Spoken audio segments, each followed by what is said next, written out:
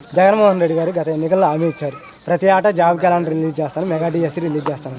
ఎంతవరకు రిలీజ్ చేశారు, ఎన్నిసార్లు రిలీజ్ చేశారు? ఏడ మా పెద్ద అమ్మాయి సెకండ్ ఇయర్ చదువుతుంది. ఇప్పుడు జాబ్ వదిలితే పరీక్షలు రాసి జాబ్ ట్రై చేస్తానని ఉంది, కానీ ఏది అవకాశం లేవు. అంటే వదిలితే రాసి ఏదో ఒకటి చేసేవాళ్ళు. అసలు మా పిల్లకి రాకపోయినా ఒకళ్ళు కానీ రావడానికి కూడా అవకాశం అయితే లేదుగా. ఆ జాబ్ తర్వాత పెట్టు పక్కన. ముందు మా ఈ రోడ్డు వైఎస్ఆర్ ఎమ్మెల్యే ఇక్కడ రక్షణనిధి గారు 2 సార్లు గెలిచారు. 2 సార్లు ఎమ్మెల్యే అయ్యారు. చంద్రబాబు నాయుడు గారు ఉన్నప్పుడు ఆయన రోడ్డు శాంక్షన్ చేశారు, దీన్ని సీఎంగా ఉన్నప్పుడు. ఎలక్షన్ కూడా వచ్చిందని ఆఫ్ చేశారు. తర్వాత రక్షణనిధి గారు నేను పోస్తా అని చెప్పారు. గడప గడప వచ్చారు, పోస్తా అన్నారు. ఏది పోసింది? ఇంకా 2 నెలలు ఆయన దిగిపోతాడు. రోడ్డు పోయటానికి అవసరం. మా రోడ్డు కూడా కొన్ని మీ అబద్ధం ఆడదా కవరప్ చేయి రోడ్డు, మీకు తెలిసిద్ది. ఒక క్యాలీ ఇల్లు లేదు, ఇసుక రేటు పెరిగింది. ఇక ఇక్కడ డ్రైనేజ్ వ్యవస్థ బాగలేక డెంగీ జ్వరాలు వచ్చి ఈ మండలంలో ఎక్కడ పోయి అడిగినా, ఏ నియోజకవర్గం పోయి అడిగినా, ఈ మా తిరుగు నియోజకవర్గం పోయి అడిగినా డెంగీ జ్వరాలు వచ్చి ఇక్కడ 3 మనుషులు చచ్చిపోయారు. ఒక మనిషికి 4-5 లక్షలు అయింది ఖర్చు. ప్రభుత్వం ఏది పట్టించుకోలేదు. ఆ పట్టలో ఒక బిషన్ పాట జల్లివాడు కూడా లేదు. ఏది ప్రభుత్వ వ్యవస్థ. సెక్రటరీ గారు చెప్తే పట్టించుకోరు, సర్పంచ్ గారు చెప్తే పట్టించుకోరు. ఆయన సర్పంచ్ అయినా నిధులు ఇస్తేనే సర్పంచ్ చేసేది. సర్పంచ్ కూడా చేయడానికి కూడా అవకాశం లేకుండా పోయింది. జగన్మోహన్ రెడ్డి గారు మాట్లాడుతూ వైద్య రంగంలోనే పెను మార్పులు తెచ్చాను, ప్రతి పేదవాడికి వైద్యం అందుతుందని చెప్పేసి మాట్లాడుతున్నారు. ఇందులో ఎంత వాస్తవం? ఏది వైద్యం అయితే మరి ఒక కూడా సొంతం డబ్బులు 4-5 లక్షలు పెట్టి చూపించుకున్నాను. అక్కడ కానీ నేనే మా కుటుంబంలో మేమే 4 దసరా సెలవులు కానీ పిల్లలు అయితే మా కుటుంబంలో 3 లక్షలు అయింది మాకు జ్వరాలకి. చెన్నారెడ్డి హాస్పిటల్ తిరుగురు, అక్కడ పోయి కనుక్కో. అప్పుడు ఎవడైనా పట్టించుకుండా ఇక్కడ దాకా ఈ ఇల్లు కూడా మనిషి పిల్లడు కూడా తెచ్చింది జ్వరంతో. ఆ పిల్లి కూడా తెచ్చింది. ఎవడు పట్టించుకుంటావు? వచ్చి ఎవడైనా ఆదుకుండా ఎవడు లేరు. ఎమ్మెల్యే దారి ఎమ్మెల్యే, ఇక్కడ నాయకుల దారి నాయకులే. పట్టించుకున్న వాళ్ళు ఎవడూ లేరు. జగన్ ప్రభుత్వ పరిపాలన విధానం ఏ విధంగా ఉంది మీకు? ఏ విధంగా వస్తుంది? నాకైతే నచ్చలేదన్న. ఏదో పథకాలు ఇస్తున్నారు అని అనుకుంటున్నాం, కానీ ఇప్పుడు 100 రూపాయలు ఇస్తుండ అనుకో మాట సపోజు, ఇవాళ బయట పోయి కొట్లు కొనాలంటే ఒక్క వస్తువు కూడా కొనలేదు. ప్రతిదీ డబల్ రేట్లు పెరిగినాయి.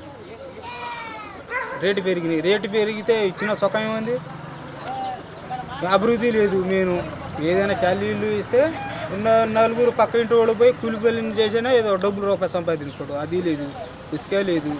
ఆ దొడ్లు కూడా కట్టుకోవటానికి అవకాశం లేదు. ఇంటి పక్కన కూడా పేడ పప్పులు ఉన్నా కూడా దాన్ని ఎన్నోసార్లు చెప్పినా కూడా అధికారులు ఎవడు పట్టించుకోవట్లా. పేడ కుప్పల వల్ల డెంగీ జ్వరాలు కూడా వచ్చి చాలా ఇబ్బంది పడుతున్నాం మేము కూడా. 2024లో అధికారంలోకి ఎవరు వస్తున్నారు? చంద్రబాబు వస్తేనే మంచిది.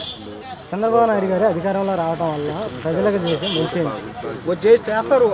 ఈ ఇల్లు చూడు, ఆ ఇల్లు అన్నీ ఇచ్చింది ఆయనే, అప్పుడు కట్టింది సాక్ష్యం అదే. ఆయన ఇప్పుడు కూడా అట్ట ఇస్తాడు. ఇప్పుడు సిమెంట్ రోడ్ శాంక్షన్ అయింది, ఆఫ్ చేశారు, మళ్ళీ ఆయనే పోతాడు. ఇంతకుముందు ప్రభుత్వం పోయేలా, ఈ ప్రభుత్వం పోయేలా, నెక్స్ట్ ప్రభుత్వం వాళ్ళే పోస్తారు. దీన్ని పట్టించుకునే వాళ్ళు ఎవడు? నేను షర్మిల గారు జగన్ గారి మీద తీవ్రమైన విమర్శలు చేస్తున్నారు. అది ఏ విధంగా చూడవచ్చు? అది వాస్తవం కాదు. అది జరిగిన వాస్తవాలే చెప్తుంది. ఇప్పుడు సొంతం అన్నయ్య కూడా ఆయన ప్రవర్తన నచ్చితే ఎందుకు మాట్లాడింది? నచ్చపోవటం వల్ల మాట్లాడుతుంది. ఇప్పుడు ఏదైనా నచ్చితే ఎవడే ఉండవు, నచ్చకపోతే ఎవడైనా మాట్లాడతాడు. అది లోకేష్ గారు రెడ్ బుక్ ఐడియా ఉంది కదా, దాన్ని చూసి వైసీపీ ఎమ్మెల్యేల కానించి మంత్రులు, ఆఖరికి జగన్మోహన్ రెడ్డి, అదేవిధంగా అధికారులు కూడా ఎందుకని భయపడుతున్నారంటే వాళ్ళు పెట్టిన హింసల వల్ల వాళ్ళు రాసుకున్నది ఇది. వాళ్ళు కూడా అట్టే చేస్తారని భయపడుతున్నారు. వీళ్ళు మంచి చేస్తే, వాళ్ళు తప్పు చేయకుండా ఉంటే వాళ్ళు మంచి చేస్తే వాళ్ళు ఎందుకంటారు? వాళ్ళు చేసిన టార్చర్ల వల్ల వాళ్ళు రాసుకున్న దాని ప్రకారం వాళ్ళు అట్ట చేస్తారని వాళ్ళు భయపడుతున్నారు ఇప్పుడు. కానీ అట్ట చేసే మనుషులు కాదు వాళ్ళు. ఏదైనా సరే సామాన్యంగా నిదానంగా సరి చేస్తారు ఏదైనా. సరేనా? పవన్ కళ్యాణ్ కేవలం రాజకీయం కోసం మాత్రమే వాడుకుంటున్నారు అని చెప్పేసి వైసీపీ మంత్రులు మాట్లాడుతున్నారు. ఇందులో ఎంత వాస్తవం? అది నిజం కాదు. రాష్ట్రం అభివృద్ధి పడాలని చంద్రబాబు నాయుడుతో పొత్తు పెట్టుకున్నారు. అదే ప్రకారం పొత్తు ఖాయం అయ్యింది. అది పోటీ చేస్తారు. అది రాష్ట్రం కోసమే నిక్కర్చిగా పనిచేస్తారు వాళ్ళు. అందులో ఏమాత్రం అనుమానం లేదు. వాళ్ళు రాజకీయం ప్రకారంగా వాడుకోవాలంటే అంతగాడిగా చంద్రబాబు నాయుడు కూడా రారు.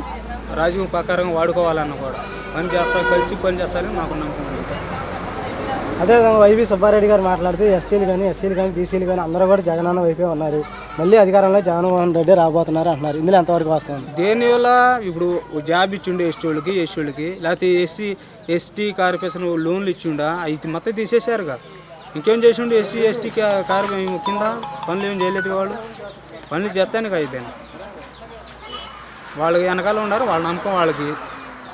తర్వాత జనం ఏటో తర్వాత తెలిసిద్ది. కేజీ బంగారం ఇస్తాను, నాకు ఇంకో ఛాన్స్ ఇవ్వండి అని చెప్పి జగన్మోహన్ రెడ్డి గారు మాట్లాడుతున్నారు. మరి ఇస్తారా? కేజీ కాదు 2 కేజీలు ఇచ్చినా నమ్మరు. అయిపోయింది సీన్. కేజీ 2 కేజీలు ఇచ్చినా కూడా నమ్మరు. థ్యాంక్ యూ అన్న.